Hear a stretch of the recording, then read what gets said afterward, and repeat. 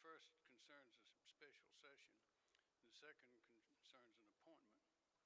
The General Assembly has made progress on a few items this year, such as a certificate of need repeal, restructuring the Department of Health and Environmental Control, school choice, passing the SHIELD law, and improving an incentive package for Scott Motors, bringing jobs and prosperity to the state.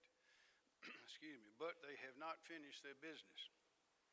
The General Assembly did not close the revolving door for known criminals. That door remains open. They have not passed bond reform. They have not enhanced the criminal penalties for illegal gun possession by known criminals. That must be done. In addition, the General Assembly must complete the state budget, and they must pass legislation that stops our state from becoming a destination for abortions. Therefore, I am issuing the following executive order directing the General Assembly to return for a special session to complete the important business at hand. It reads as follows: Executive Order number 2023-13. Whereas on May 11th, 2023, the regular session of the General Assembly of the State of South Carolina adjourned sine die in accordance with Section 2-1-180 of the South Carolina Code of Laws as amended. And whereas the General Assembly passed legislation to address various important matters before adjourning sine die, and such legislation has been presented to the undersigned or will be presented to the undersigned upon ratification for review and consideration as to whether to approve said legislation or return the same for objections. And whereas, notwithstanding the foregoing, although the General Assembly has reached agreement on numerous budget-related matters and appointed a conference committee on House Bill 4300, which is the General Appropriations Bill, the General Assembly did not adopt, enroll, or ratify a General Appropriations Act for the 2023-2024 fiscal year, or pass a continuing resolution to otherwise provide for the continued operation of state government after the end of the current fiscal year in advance of the sine die adjournment. And whereas, because money drawn, quote, money drawn shall be drawn from the treasury of the state or the treasury of any political subdivisions only in pursuance of appropriations made by law, end of quote, South Carolina Code, Article 10, Section 8. The absence of General Appropriations Act for the upcoming fiscal year is a matter that requires the immediate attention of and action by the General Assembly prior to its next regular session. And whereas, while the General Assembly also made commendable progress on advancing some critical measures, legislation to enhance penalties for illegal gun possession, Senate Bill 474, which is the Fetal Heartbeat and Protection from Abortion Act, House Bill 3532, which is bond reform, and other matters of significant public importance remain unresolved and did not achieve consensus prior to the sine die adjournment. And whereas the undersigned has determined that it is necessary and appropriate for the General Assembly to convene in advance of its next regular session for purposes of promptly adopting a General Appropriations Act, passing the above referenced pending legislation, and presenting the same for the undersigned's consideration. And whereas Article 4, Section 19 of the South Carolina Constitution provides that, quote, the governor may on extraordinary occasions convene the General Assembly in extra session, end quote, and further provides that, quote, should either house remain without a quorum for 5 days or in case of disagreement between the two houses during any session with respect to the time of adjournment, he may adjourn them to such time as he shall think proper, not beyond the time of the annual session then next ensuing, end of quote. And whereas, pursuant to Article 4, Section 19 of the South Carolina Constitution, and in accordance with the authority and discretion conferred therein, the undersigned has determined that the foregoing and other circumstances constitute an extraordinary occasion, such that it is necessary and appropriate to convene the General Assembly in extra session at the earliest practicable opportunity. And whereas the undersigned has concluded that Tuesday, May 16th, 2023, is the earliest practicable opportunity to convene the General Assembly in extra session, and the undersigned does not anticipate that timely consideration and resolution of the aforementioned matters will require the General Assembly to remain in extra session beyond May 31st, 2023. Now, therefore, by the virtue vested in me as Governor of the state of South Carolina and pursuant to the Constitution and laws of this state and the powers conferred upon me therein, I hereby call an extra session of the General Assembly of the state of South Carolina to convene at the State House in Columbia, commencing at noon Tuesday, May 16th, 2023. This order is effective immediately and shall remain in effect unless and until modified, amended, or rescinded by subsequent order. Given my hand and seal this great seal of the state of South Carolina this day, the 11th of May, 2023, signed by your Governor, Henry McMaster. And now for our second announcement. Today I'm appointing Mr. Brian J. Gaines of Columbia as a Comptroller General for the state of South Carolina. Mr. Gaines will serve until the General Assembly elects someone to complete the remaining term of office, which is over 3 years. Mr. Gaines currently serves as Director of the Executive Budget Office within the Department of Administration. He has served in numerous financial leadership roles within state government for over 16 years, from the Department of Employment and Workforce, the old Budget and Control Board, and now the Department of Administration. He currently serves as a member of Director Marcia Adams' senior leadership team at the agency. Mr. Gaines is highly respected by everyone, by the leadership of the General Assembly, by the state agency directors, and by me. Mr. Gaines leads a team of over a dozen finance and budget analysts in the executive office. They are responsible for the development and oversight of the state budget, starting with the governor's executive budget. They are responsible for assisting the General Assembly with balancing and reconciling the annual State Budget Conference Committee report.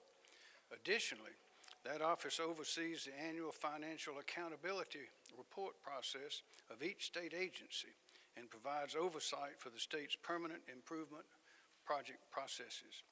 Mr. Gaines is a graduate of the University of South Carolina, holding a Bachelor of Arts degree in political science and also a master's degree in public administration. And he has earned numerous professional certifications and accolades. His parents are with us today. His parents, Mr. Oscar Gaines and Peggy Washington. I know Ms. Mother is here.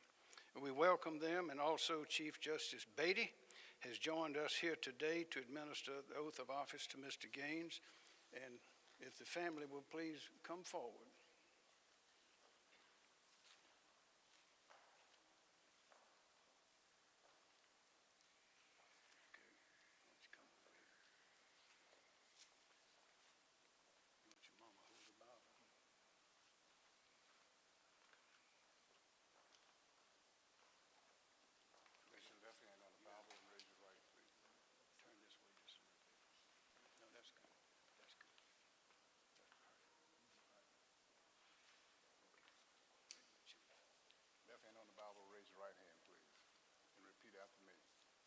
I do solemnly swear I do solemnly swear that I am duly qualified, that I am duly qualified, according to the Constitution of this state, according to the Constitution of this state, to exercise the duties to exercise the duties of the office of the office to which I have been appointed, to which I've been appointed, and that I will, and that I will, to the best of my ability, to the best of my ability, discharge those duties discharge those duties and will preserve, and preserve, protect, and defend the Constitution of the United States the Constitution of the United States and this state. and this state. So help me God. So help me God. Congratulations, sir.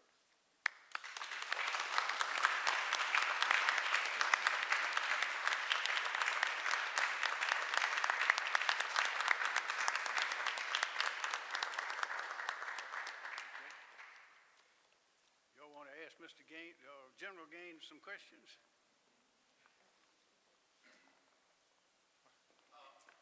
Mr. Gaines, this job, lawmakers are trying to make it an appointed position. If they're unsuccessful in making that case, or voters don't vote to do that, will you view yourself as a candidate for this office in 2026? No. Will you be campaigning around state to try to make this an appointed position? No. So speak to how you see your role in it. I see my role as carrying out the duties of the Office of the Comptroller General, and those duties will be carried out for as long as I'm in this role, and such time as the General Assembly decides to elect someone else. Considering your important job as budget director, who will have that job? Surely you won't have those duties.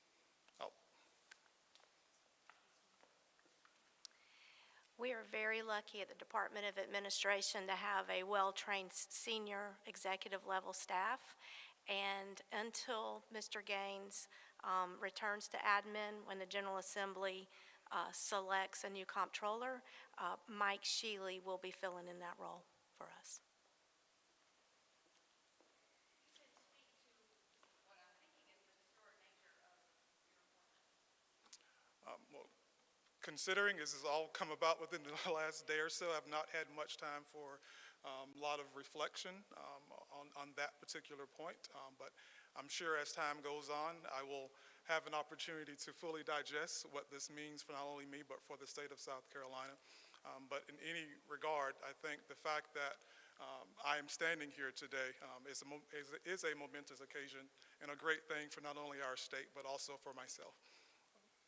What kind of changes do you expect to make in the comptroller's office while you're in charge? That remains to be seen. I think my first priorities are to make sure I understand what's going on.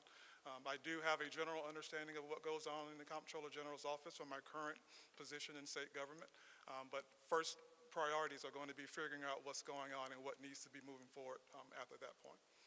What do you plan to do as Comptroller General to ensure that a multi-billion-dollar mistake does not get made under your review?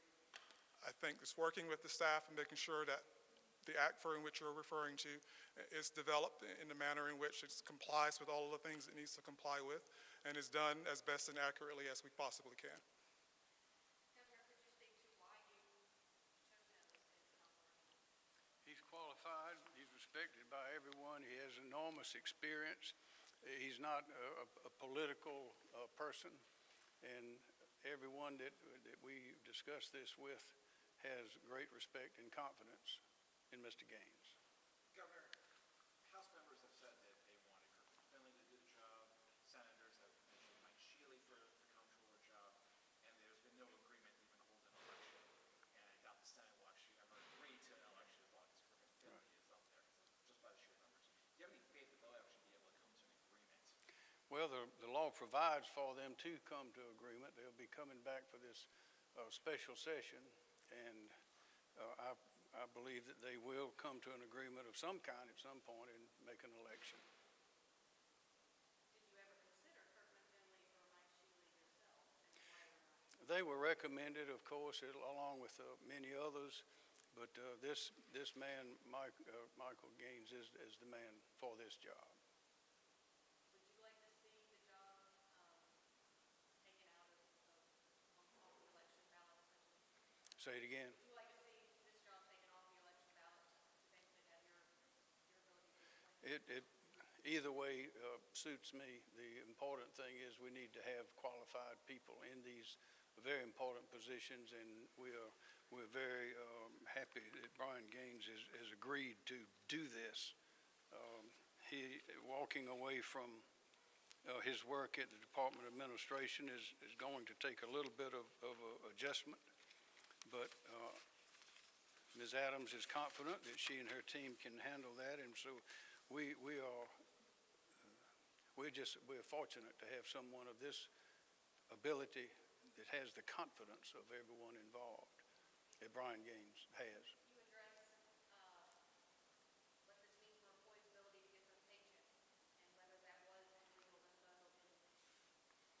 We did some research on that, and the question was whether it was or was not. It was still a question. There was no authority answering that question, and that's one reason that we're moving quickly.